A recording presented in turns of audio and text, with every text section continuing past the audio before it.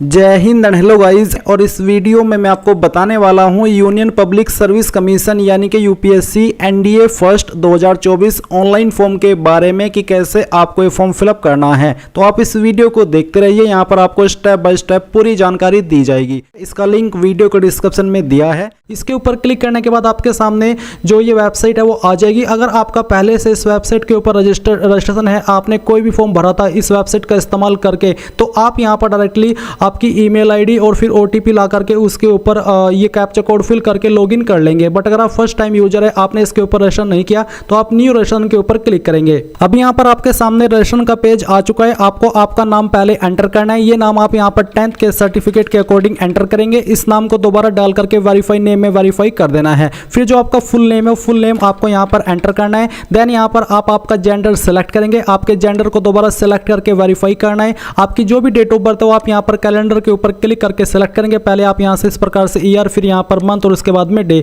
तो इस तरह से आपकी डीओबी आ जाएगी। देन आपको आपकी डीओबी को दोबारा सेलेक्ट करके वेरीफाई करना है। इसके बाद यहाँ पर गाइज आपके सामने आता है फादर नेम। तो आपको आपका फादर नेम भी 10th के सर्टिफिकेट के अकॉर्डिंग देना है और फादर नेम को दोबारा डाल करके यहाँ पर वेरीफाई कर देना है। इसके बाद आप यहाँ पर आपकी मदर्स का नेम एंटर करेंगे एंड मदर्स के नेम को दोबारा डाल करके वेरीफाई कर देंगे। फिर आपको बताना कि आपका माइनॉरिटी स्टेटस है, यानी कि आप माइनॉरिटी से बिलोंग करते हैं। अगर हाँ तो आप यस करें, और यस करने के बाद आपको सेलेक्ट करना कि आपकी माइनॉरिटी कम्युनिटी कौन सी है। जो भी है वो आप यहाँ पर सेलेक्ट कर लेंगे। फिर आपको यहाँ पर आपका नंबर एंटर करना है। इस नंबर के अलावा कोई अन्य नंबर देना चाहते तो अल्टरनेट मोबाइल नंबर के अंदर दे सकते हैं, नहीं तो आप इसको खाली भी छोड़ सकते हैं। फिर आपको यहाँ पर आपकी ईमेल आईडी एंटर करनी है एंड अगर कोई अन्य ईमेल आईडी देना चाहते तो यहाँ पर दे सकते हैं। इसके बाद आता है board examination roll number class 10th, यानी कि आपको 10th का रोल नंबर यहाँ पर एंटर करना है। इसके बाद आपको सिक्योरिटी क्वेश्चन सेलेक्ट करना है। ये सिक्योरिटी क्वेश्चन आपको तब काम आएगा जब आप अपना पासवर्ड भूल जाएंगे और आप उसको रिकवर करने की कोशिश करेंगे। तो कोई भी एक यहाँ पर क्वेश्चन सेलेक्ट कर लीजिए और उसका आंसर यहाँ पर दे दीजिए आपकी चॉइस के अकॉर्डिंग। फिर आपको यहाँ पर एक सिक्योरिटी क्वेश्चन 2 सेलेक्ट करना है और इसका आंसर भी दे देना है।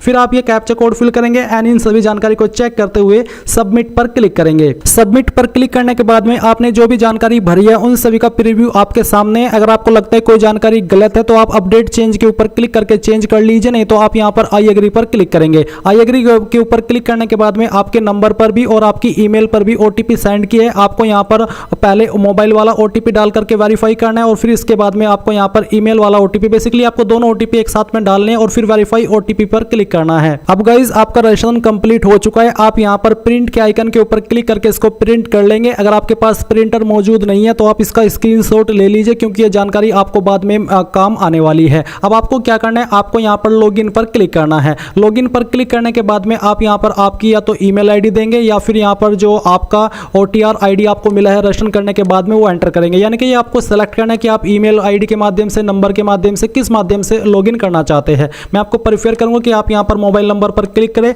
और यहाँ पर आपका नंबर एंटर करें, फिर गेट ओटीपी पर क्लिक करें। इसके बाद आपके नंबर पर ओटीपी जाएगा, वो ओटीपी यहाँ पर डाल करके ये वेरिफिकेशन कोड फिल करते हुए लॉगिन पर क्लिक करना है। लॉगिन करने के बाद में आपके सामने कुछ ऐसा इंटरफेस आएगा। बेसिकली यहाँ पर आपको एक पासवर्ड क्रिएट करना है। आपको यहाँ पर न्यू पासवर्ड में एक पासवर्ड डालना है। पासवर्ड के अंदर आपका इंग्लिश का कैपिटल वर्ड, स्मॉल वर्ड, कोई स्पेशल कैरेक्टर और साथ ही डिजिट रहने चाहिए। इस तरह का आप एग्जाम्पल ले सकते हैं पासवर्ड के लिए और आपको यहाँ पर ये पासवर्ड दोबारा डाल करके वेरीफाई कर देना है। इसके बाद आप यहाँ पर सभी जानकारी को वेरीफाई करके सबमिट पर क्लिक करेंगे। सबमिट के ऊपर क्लिक करने के बाद में आपका यहाँ पर अकाउंट कंप्लीट हो जाएगा। अब गाइज आपके सामने यहाँ पर आपका डैशबोर्ड इस तरह से आ जाएगा। अभी आपको यहाँ पर लेटेस्ट नोटिफिकेशन इसके ऊपर क्लिक करना है। इसके ऊपर क्लिक करने के बाद में आप यहाँ पर देख सकते हैं एनडीए फर्स्ट यहाँ पर आपका ऐड कर दिया गया है। आप यहाँ पर जो इसकी इंपॉर्टेंट डेट्स है वो भी चेक कर सकते हैं। तो अभी आपको इसमें अप्लाई करना है। तो अप्लाई करने के लिए गाइज आपको यहाँ पर अपडेट एडिट ओटीआर दिया है, यानी कि अगर आप अपनी ओटीआर की जानकारी एडिट करना चाहते हैं तो आप इसके ऊपर क्लिक करके इसको एडिट कर सकते हैं, नहीं तो आपको यहाँ पर क्लिक करो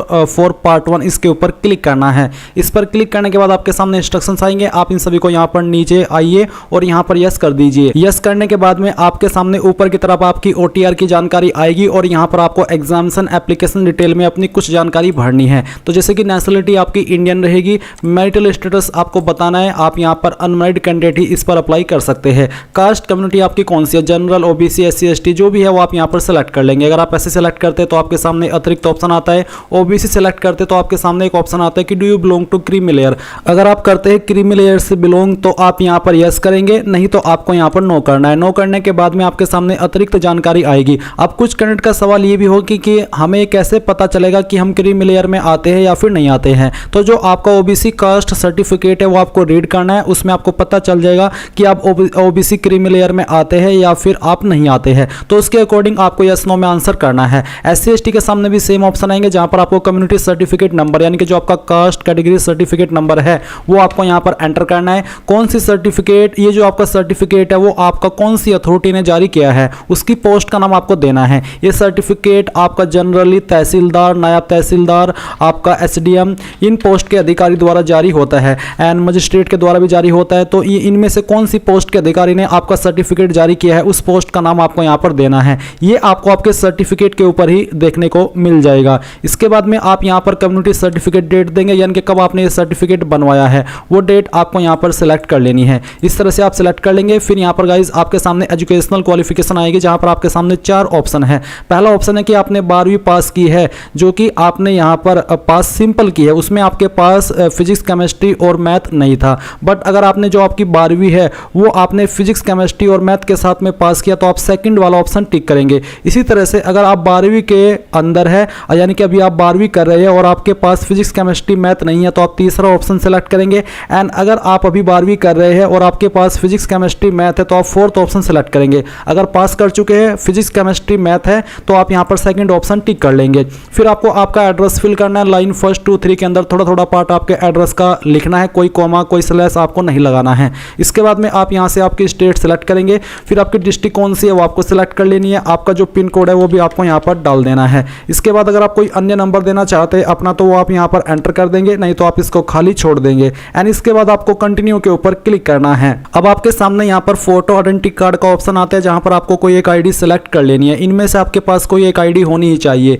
जो भी आईडी आपने सेलेक्ट किया है उसका नंबर आप यहाँ पर फिल करेंगे एंड उसको दोबारा डाल करके आप वेरीफाई कर देंगे। फिर गाइज आपको यहाँ पर आपका जो स्कैन्ड फोटो है यानी कि जो आईडी आपने सेलेक्ट किया है उसका फोटो आपको अपलोड करना है। इसका फॉर्मेट आपका PDF का रखा है। फिर आएगी preferences of NDA and NA exam, तो आपको किसको क्या प्रेफरेंस देनी है। जैसे कि अगर आपको आर्मी को पहले नंबर पर रखना है तो आप इसमें 1 लिखेंगे। अगर आपको नेवी को दूसरे नंबर पर रखना है तो 2, अगर आपको तीसरे पर रखना है तो 3 और एयरफोर्स को आपको दूसरे नंबर पर रखना है तो आप यहाँ पर 2 लिखेंगे। अगर आपको NA यानी कि नेवल अकेडमी को भी प्रेफरेंस देनी है तो आप इसमें 4 लिखेंगे, नहीं तो आपको इसमें 0 लिखना है। ये आपकी चॉइस के अकॉर्डिंग है कि आप किसको किस नंबर पर प्रेफरेंस दे रहे हैं।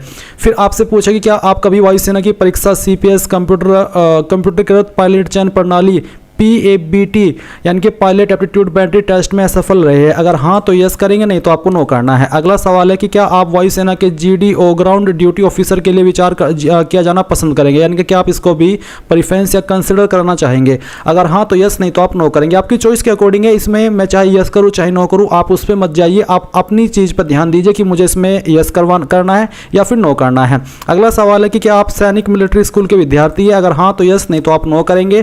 क्या आप JCO NCO और अन्य रैंक के अधिकारियों के वार्ड है और सैनिक मिलिट्री स्कूल के विद्यार्थी है। अगर है तो यस, नहीं तो आप नो करेंगे एंड देन कंटिन्यू के ऊपर क्लिक करेंगे। अब गाइज आपने जितनी भी जानकारी भरी है उसका प्रीव्यू आपके सामने आएगा। सभी जानकारी आप चेक करते हुए नीचे की तरफ आएंगे और यहां पर आने के बाद में आपको अपडेट के ऊपर क्लिक करके अगर कोई जानकारी अपडेट करनी है वो कर लेनी है, नहीं तो आप ये कैप्चा कोड यहां पर डालेंगे और आई एग्री के ऊपर क्लिक करके यहां से ओके कर देंगे। ओके करने के बाद में यहां पर जो गाइज आपका पार्ट 1 है वो कंप्लीट हो जाएगा। एंड जो कैंडिडेट इस फॉर्म को जनरल OBC से भर रहे हैं उनको यहाँ पर अपनी एप्लीकेशन फीस जमा करनी है, यानी कि पहले वो अपनी एप्लीकेशन फीस के लिए आगे बढ़ेंगे।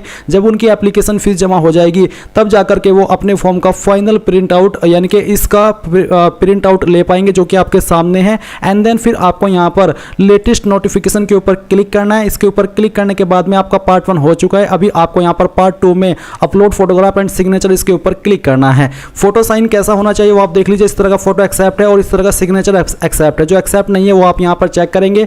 आपके फोटो का जो पिक्सल है वो आपका 350 × 350 होना चाहिए एंड सिग्नेचर का पिक्सल 1000 × 1000 होना चाहिए। साइज आपके फोटो का 20 से 300 KB के बीच में रहना चाहिए। तो आप चूज फाइल के ऊपर क्लिक करें, जहां पर भी आपकी फोटो फाइल है वो आपको यहाँ पर सेलेक्ट कर लेनी है। तो चलिए मैं यहाँ पर इसको सेलेक्ट करता हूँ, ओपन करता हूँ। फिर यहाँ पर जहाँ पर आपकी साइन है वो आपको सेलेक्ट कर लेनी है एंड देन यहाँ से ओपन करना है। और इसके बाद आप अपलोड इमेज के ऊपर क्लिक करेंगे तो आपके इस तरह से इमेज यहाँ पर आ जाएंगे। अब आप कंटिन्यू के ऊपर ऊपर क्लिक करेंगे। इसके बाद अब आपको यहाँ पर centre selection and agreeing to declaration इसके ऊपर टिक करना है। फिर यहाँ पर किस लोकेशन पर आप एग्जाम सेंटर रखना चाहते हैं वो आपको यहाँ पर आपकी चॉइस के अकॉर्डिंग सेलेक्ट करना है। डिक्लेरेशन को चेक करते हुए यहाँ पर I have read declaration and agree इसके ऊपर क्लिक करना है। आप देख लीजिए आपने सक्सेसफुली अप्लाई कर लिया है। अभी गाइज आप यहाँ पर लेटेस्ट नोटिफिकेशन के ऊपर क्लिक कीजिए और एप्लीकेशन स्टेटस में जाइए और यहाँ पर आकर के आप देख सकते हैं आप व्यू प्रिंट एप्लीकेशन के ऊपर के नीचे क्लिक करके ऊपर क्लिक करके अपने एप्लीकेशन फॉर्म का यहाँ पर प्रिंट के आइकन के ऊपर क्लिक करके प्रिंट ले सकते हैं। तो इस तरह से गाइज आप लोग इस फॉर्म को भर पाएंगे।